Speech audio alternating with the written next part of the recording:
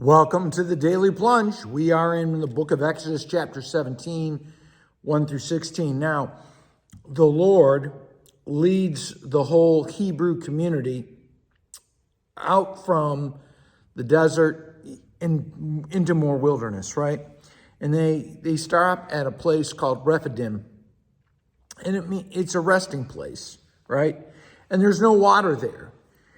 And the people immediately begin complaining. Again, they never stop in prayer. They begin to quarrel. Give us water, they say to Moses.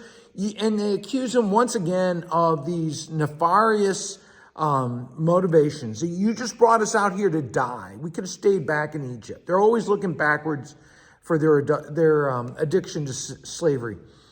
And they fault Moses for being unable to provide water. Why don't you just make it, occur like that? And Moses says to the Lord as he's praying with really a broken heart, these people are ready to kill me. And how being the leader of this people, of trying to grow them in faith, to grow from their salvation into sanctification, is just an arduous process for him. And what the Lord ends up calling this place is a place of testing, right? Because they put the Lord to the test. They asked, is the Lord among us? Which is ridiculous. They literally see the pillar of cloud and fire. They see what God has done time and time again, but they are constantly plagued, not just with doubt, but unbelief.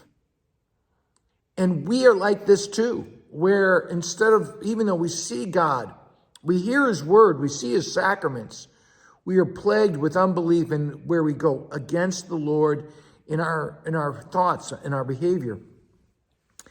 Now, the Lord says to Moses, take your staff and go over to this rock, and I will stand before you. And you're going to strike the rock, but I'm going to bring forth water. And it's really clear that it's the Lord who does this miracle. Now, after this, the Amalekites come and attack the Hebrew community out there. There's their encampment. And they must have thought that they were easy pickings to begin with, but also they resent them coming through. And so Moses says to the community, gather up men to fight, and I will be up there on that mountain overwatching you with my staff. And so as he's up there praying, beseeching the Lord to go before the army, whenever he's able to raise his staff high, they do well. But as his arms begin to sag, the battle shifts back. And how often when our prayers lag, do we see the battle shift against us? Because are we fighting out of the strength of the Lord, or are we fighting out of our own strength? And the Hebrew community, when they're fighting out of their own strength, are no match. Now, Aaron and Hur are holding him up. And I think that's a constant question. Who is holding up your prophet, your pastor in prayer? Who is encouraging them to keep their arms up in prayer, to remain steady? After they win the battle, the Lord says to him to write this down, journal this, so that you will remember what the Lord has done. And so they write that down, Moses does.